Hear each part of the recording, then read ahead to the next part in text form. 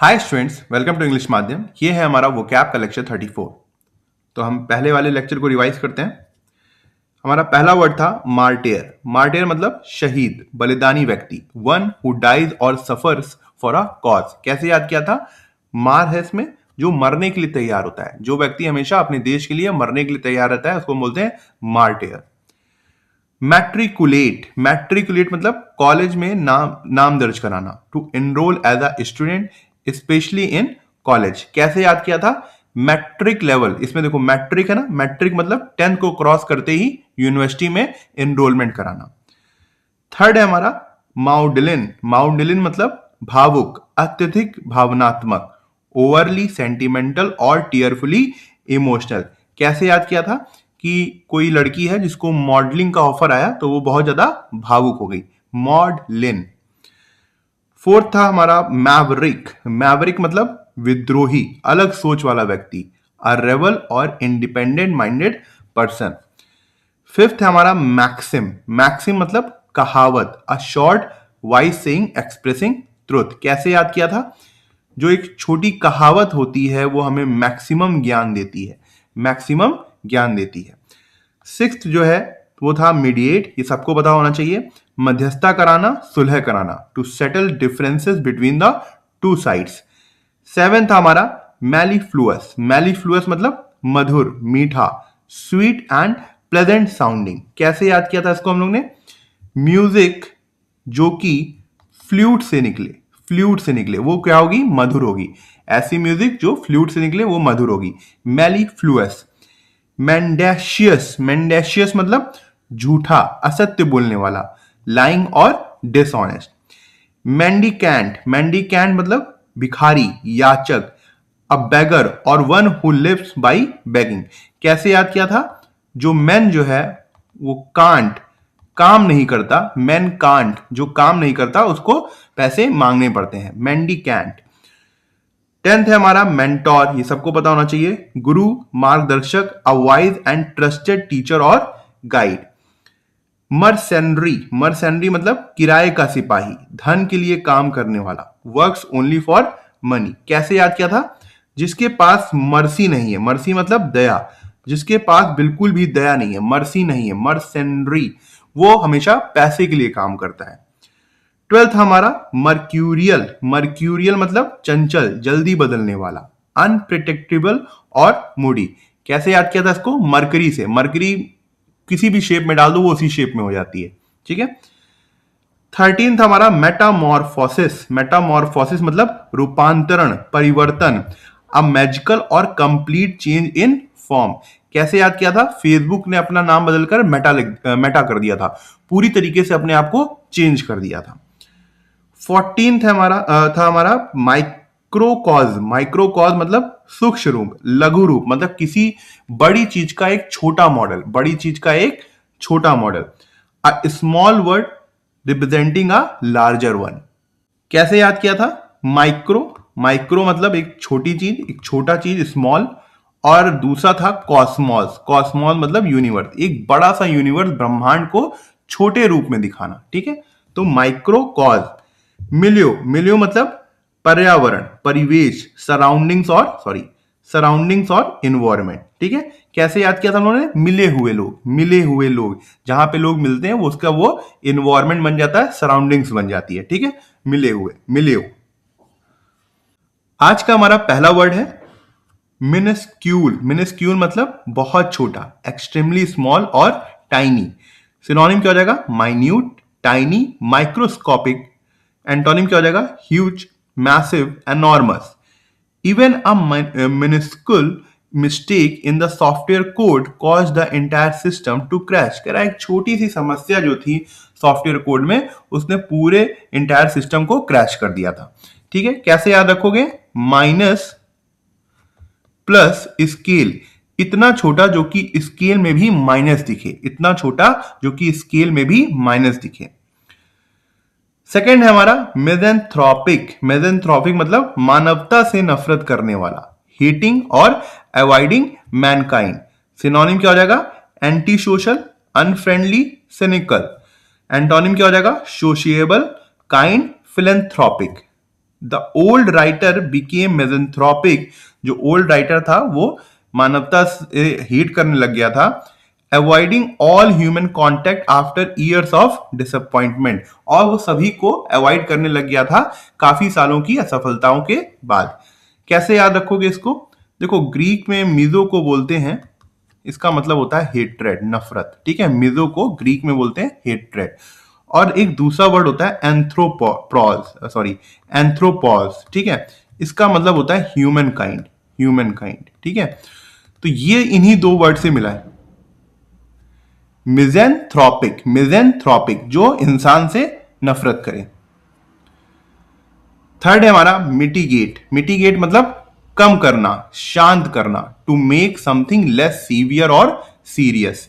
Synonym क्या हो जाएगा? Relieve, ease, reduce. एंटोनिम क्या हो जाएगा? Worsen, intensify, aggravate. The doctor's medicine help mitigate the patient's pain within a few hours. कह रहे हैं जो डॉक्टर की दवाई थी उसने पेशेंट की मदद करी, कुछ ही घंटों में उसने उसका दर्द को कम कर दिया। कैसे याद करोगे? किसी भी कोई भी बड़ी प्रॉब्लम हो जाए उसमें मिट्टी डालो, मतलब उसको कम कर दो, शांत कर दो, ठीक है। मिट्टी डाल के शांत कर दो, मिटिगेट, मिटिगेट। फोर्थ है हमारा मॉलिफाई, मॉलिफाई मतलब शांत करना, मनाना, टू सॉफ्टन और काम समवंस एंगर और फीलिंग्स। कैसे याद करना है इसको? नलीफाई से याद करना है, नलीफाई, नलीफाई तो समझ रहे होगे कि किसी चीज को नलीफाई कर देना, खत्म कर देना, ठीक है, उसके प्रभाव को खत्म कर देना। तो मॉलिफाई मतलब शांत करना, गुस्से को शांत कर देना।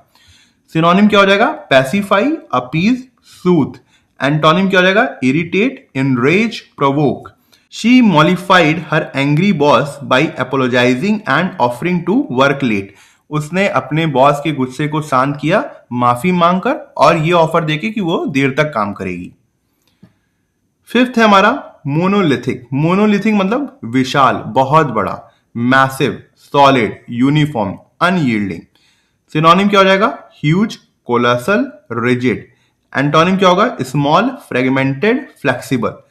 The company grew into monolithic organization where every decision came from the top. जो कंपनी थी वो काफी बड़ी ऑर्गेनाइजेशन बन गई जहां पे सारे डिसीजन ऊपर से आते थे।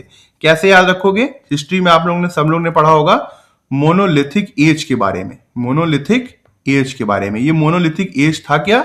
ये थी स्टोन एज। और स्टोन से हम क्या याद रखेंगे? बहुत बड़ा पत्थर। मोनोलिथिक मतलब बहुत बड़ा पत्थर, तो विशाल याद आ जाएगा हमें, ठीक है, बहुत बड़ा। सिक्स्थ है हमारा मॉरिबंड, मॉरिबंड मतलब खत्म होने वाला, डाइंग और near death, no longer active. Synonym क्या हो जाएगा? Dying, fading, stagnant. एंटोनिम क्या होगा? Lively, active, thriving. The once famous theater industry is now moribund, struggling to attract audiences। कह रहा है कि एक ऐसी इंडस्ट्री जो पहले कभी बहुत ज्यादा फेमस हुआ करती थी, अब वो एक तरीके से खत्म होने के कागार पर है। क्यों? क्योंकि वो लोगों को अट्रैक्ट नहीं कर पा रही है, ठीक है। कैसे याद रखोगे इसको? मेरी प्लस सांसें प्लस बंद, ठीक है, मेरी सांसें बंद। तो ये सांस को तो इस तरीके से याद रख सकते हो, बाद में अवॉइड करना जब वर्ड में ध्यान देना। तो मोरी बंद मतलब मेरी सांसें बंद होने वाली है, खत्म होने वाला हूं, मरने वाला हूं मैं। सेवेंथ है मोरॉस, मोरॉस मतलब उदास, ग्लूमी, सलन और इन अ बैड मूड। सिनोनिम क्या हो जाएगा? Depressed, सल्की, sad. एंटोनिम क्या हो जाएगा? Cheerful, happy, pleasant. After losing his job he became morose and stop meeting friends. अपनी जॉब खोने के बाद वो काफी उदास हो गया और अपने दोस्तों से उसने मिलना बंद कर दिया था। एट्थ है हमारा मॉर्टिफाई, मॉर्टिफाई मतलब अपमानित करना, शर्मिंदा करना, टू ह्यूमिलिएट और एम्बैरेस डीपली। सिनोनिम क्या हो जाएगा? Humiliate, Shem, disgrace. एंटोनिम क्या हो जाएगा? Praise, honour, respect. I was mortified when my teacher scolded me in front of the entire class। कह रहा है कि मैंने काफी अपमानित महसूस किया जब मेरी टीचर ने मुझे सारी क्लास के सामने डांट दिया था। कैसे याद रखोगे इसको? मोर्टिफाई याद ना करके आप करो मोटिफाई।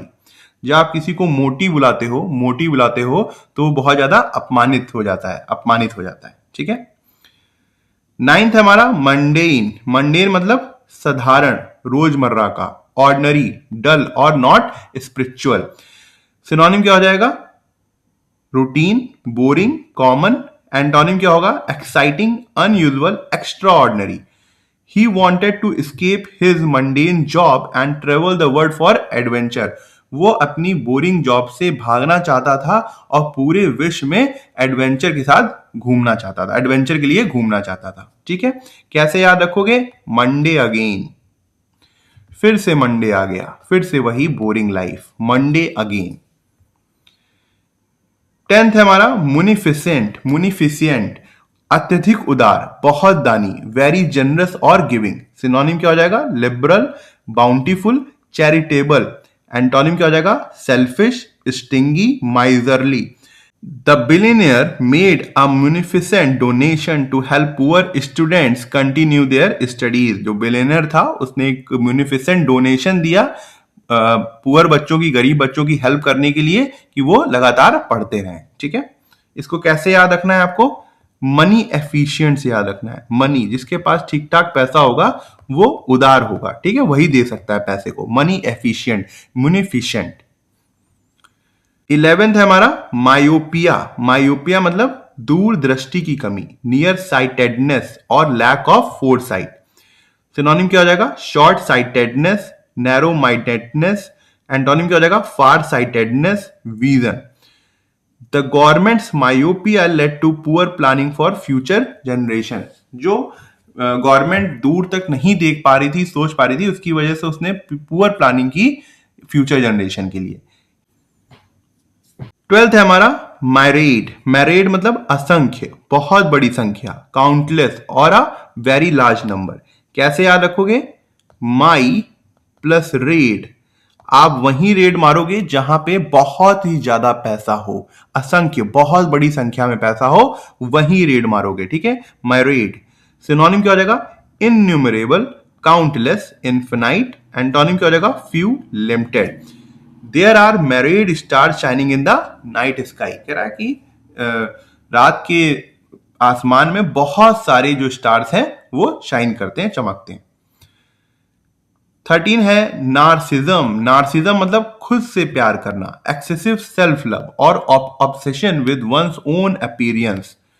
सिनोनिम क्या हो जाएगा? Vanity, self obsession, egotism. Antonym क्या हो जाएगा? Humility, modesty. His constant selfies and boasting show his narcissism. जो वो अपनी बार बार सेल्फी लेता रहता है और अपने बारे में ही बात करता रहता है, इससे ये दिखाता है कि वो खुद से बहुत ज्यादा नार्सिज्म करता है, मतलब बहुत ज्यादा प्यार करता है। 14 है हमारा नेबुलस। नेबुलस मतलब अस्पष्ट, धुंधला, वेग, अनक्लियर और हेजी।